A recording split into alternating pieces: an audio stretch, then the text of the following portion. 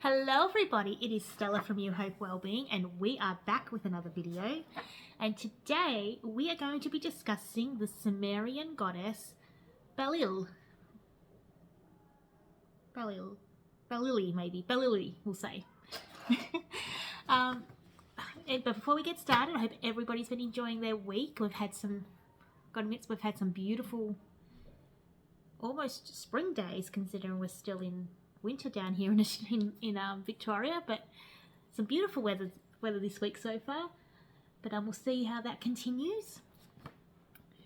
But let's get into today's video. So this particular goddess is she preceded Ishtar as the beautiful goddess of love.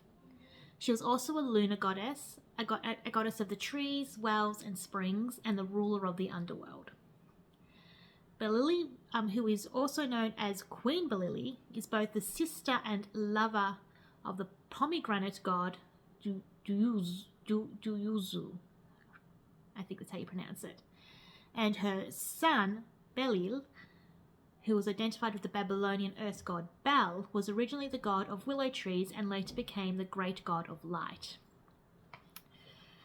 Known both as the sister of the god Dumuzi and the chief scribe of the underworld, her story is about the weight of ancient grief and the cycles of life and death, and the mysteries of the natural world. And we have quite a few goddesses who do represent this. We have Persephone, the Persephone myth as well, that represents the cycles of life. And so there is quite a few goddesses who do represent those cycles of life and death, which is I suppose a very big part of the feminine psyche, especially if you think about women's cycles and everything as well. So, as the sister of Dumuzi, she was his chief mourner, lamenting his fate as he descended to the land of the dead. Her tears and sorrows were echoed in the incantations that emphasized her deep connections to death and rebirth. She represented grief, but also the hope of renewal. As her brother's return each year symbolized the promise of life restored. Once more, very similar to that Persephone myth in relation to she spent 6 months in the underworld, which represented the cold winter months, before returning back for the warmer spring, summer months as well. However, beyond her grief, she stood as a powerful figure in her own right as well. She was the Lady of the Vine, associating her with agriculture, fertility, and the natural cycles of growth. Her name means grapevine of heaven, connecting her to wine, symbolizing the richness of the earth and the natural cycles of life. Belili was connected to the Anunnaki, placing her within the ranks of some of the most powerful deities of Mesopotamian mythology. She was the chief scribe of the underworld. Also, her role as the chief scribe of the underworld, I should read my notes properly, gave her a direct association with those Anunnaki gods of governance in relation to the afterlife, particularly in their roles of judges of the dead. They relied on Belili in particular to maintain order in the underworld by recording the passage of souls and guiding them through the afterlife. So in many ways she mirrored their cosmic duties on earth, but she mirrored them in the underworld. And she brought balance to life, and it was part of her duties bringing balance to life, death, and resurrection. She also did have some other names that she did go by, and forgive me if I pronounce any of them wrong, because a lot of them are mouthfuls. She went by Geshtinana, and Nigashtinana. Her identity intertwined with the stories of Sumer and Babylon. She was known as the White Goddess, her name drifting through the Akkadian and Sumerian pantheons, linking her to various interpretations and roles. In Babylon, she was worshipped as Beletsuri, the Lady of the Wilderness, further cementing her and connecting her to the natural cycles of the world. Her parents are unknown, and their names have never been mentioned in any of the myths that we have discovered so far. However, her close ties to Dumuzi suggest they shared a divine lineage, and his parents are believed to be Lugalbanda, the mortal king of Uruk, and the mythical hero and Ninsun, the goddess of the wild cows. But whether this is accurate, I suppose if we ever uncover a myth that actually mentions them, we'll know more.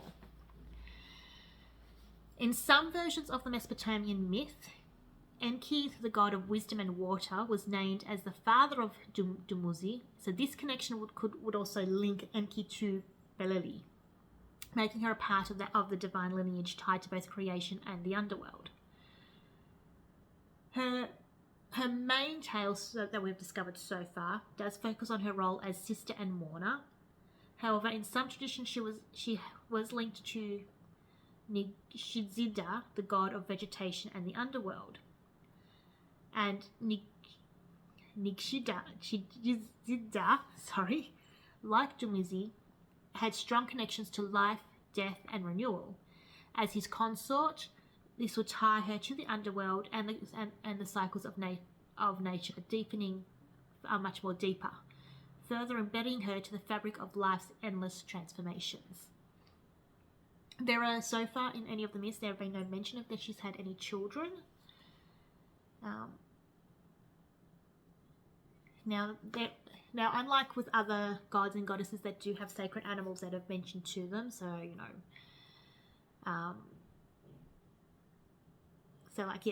the cow is divine to Hera. There are a lot of animals like that are associated with particular deities.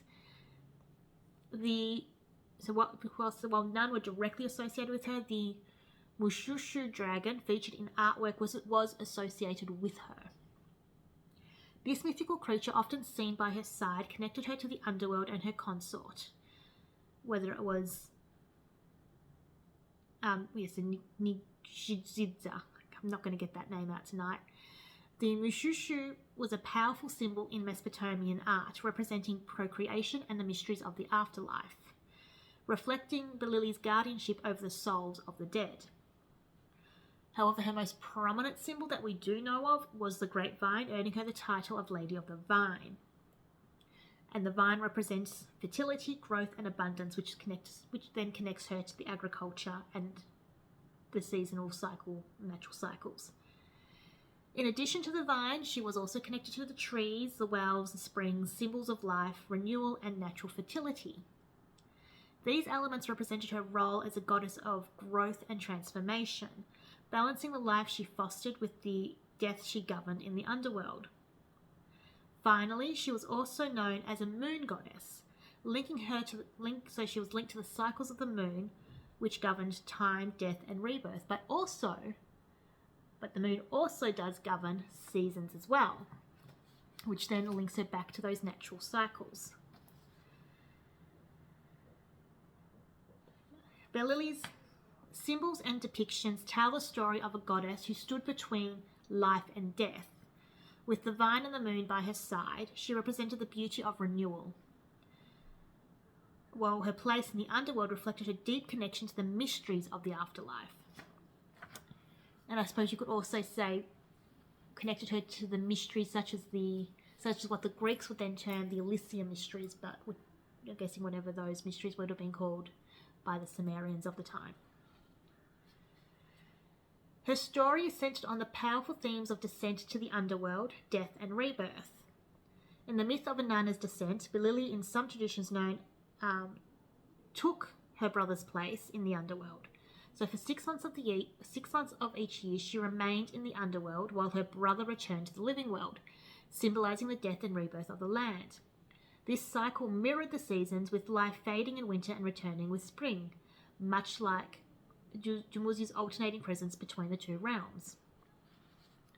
Her role as a mourner also reflected the theme of grief as a transformative force. Her sorrow for her brother reflected the pain of loss, but it also signaled the hope of renewal. Through her mourning, the cycles of death became the promise of life's return and eternal rhythm known to the ancient world. Now, she did have quite a few places of worship, unlike that we have discovered so far. So the first one was Sagub, which is one of the earliest known centers of worship to Belili. And this cult center was dedicated to her, reflecting her importance to the local people and their spiritual practices.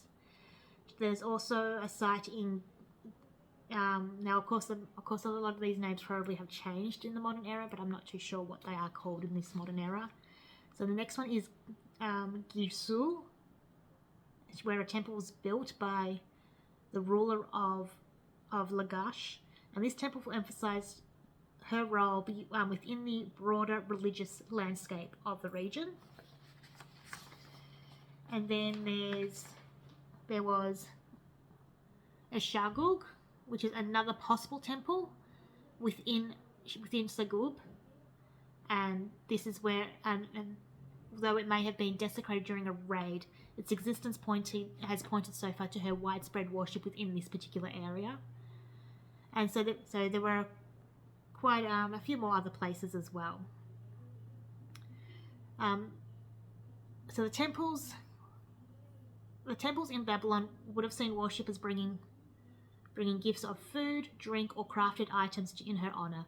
These offerings were likely meant to appease her and invoke her favor in the cycles of life and death, ensuring fertility and protection from the underworld's grasp. So that is just a little bit about this particular goddess. And I can hear my neighbours are starting to kick off next door, so I'm going to have to cut it a little bit short. I did have a little bit more to discuss in relation to the temples that have been associated, but we might have to do another video a bit later on in relation to the rest of them. But I hope everybody in the meantime has a great weekend, and we'll be back next week with some more videos. Until then, we'll chat soon. Bye!